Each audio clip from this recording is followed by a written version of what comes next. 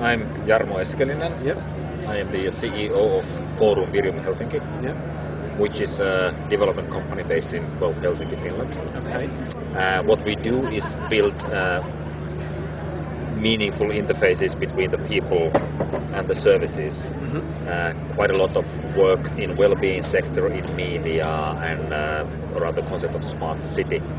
Maybe the biggest one being the open data initiatives which we have. And we are a membership base of about 16 companies, quite large corporations amongst them, Nokia, Finnish Broadcasting Corporation, City of Helsinki.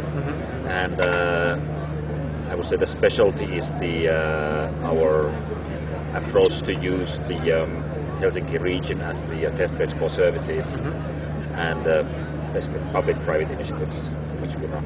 Cool. So I've noted some very interesting statements by you. You said everything is going to the cloud. Well, I think we are in the point of time where because of speed of networks, we have come to a situation where it's just sort of more practical. It's you cannot beat the value offering of cloud-based service because you can offer basically unlimited storage with unlimited speed and unlimited reliability, which is something you can't offer any of these if you have your own server room or IT system. So I think it's a very pragmatic and practical fact that that's what's going to happen.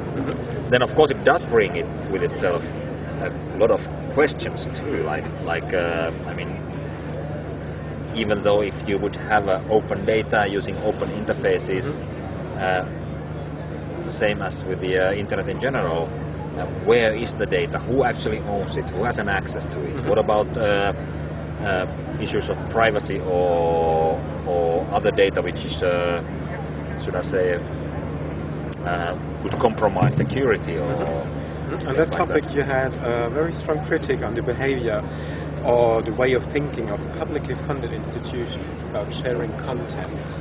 So what are you thinking that will happen with institutions which do not want to share content, or who are probably not allowed? So we had a strong remark, a critical remark on this.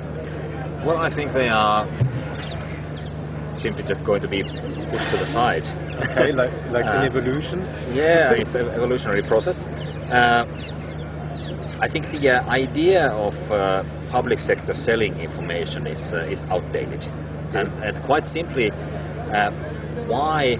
Because if you calculate all the money together, which is being created by selling info, and if you take in the other end of the scales, you take the value of that data if it would be published for other parties to create services on.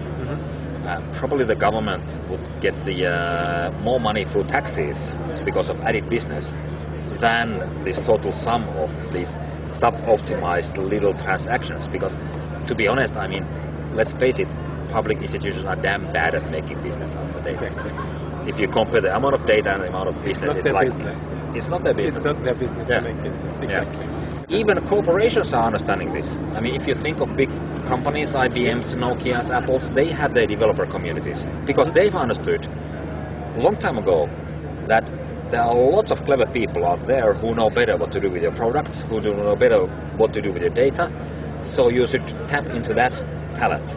The same is true with public institutions.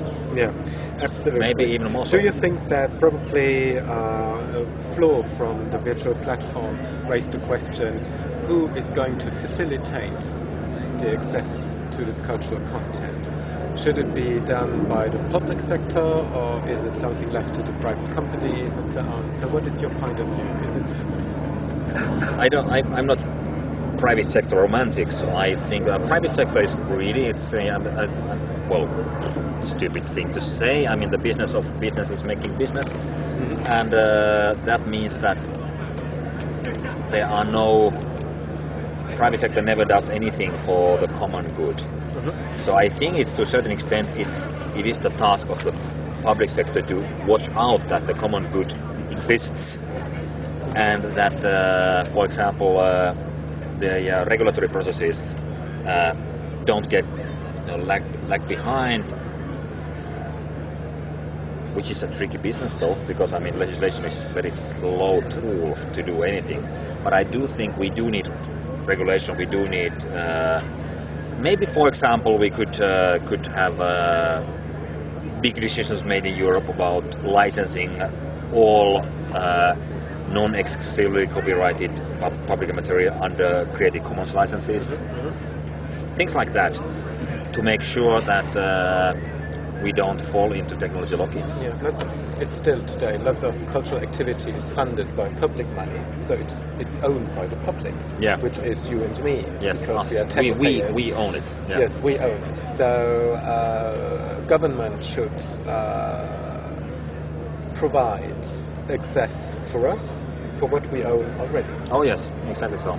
And they should make sure that we have an access to what we own, and that it's not locked away neither by public institutions or by technology lock-ins by companies, which at the moment it's quite a wild frontier, and lots of companies are hoarding data to reap on the benefits later. And we must be quite careful about that phenomena, because companies are much quicker at understanding the next steps in business creation. Very true. One last question. Is there a mobile application for cultural content you are dreaming of personally? Just something going beyond the touristic approach, of course. I would like to be able to tag anything. To tag anything. Tag anything interesting I sort of meet. I think that comes to the area of Internet of Things, which I would love to have the service which would make it possible for me to quickly mark things which I find interesting wherever I go.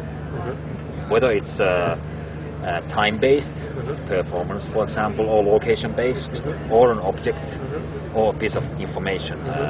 I would like to collect it, to bookmark it for my personal cloud. For your personal cloud. Yeah. Cool. And it would be done with a mobile. I mean that's the only thing I carry with me all the time. Cool. So I mean it's quite obvious.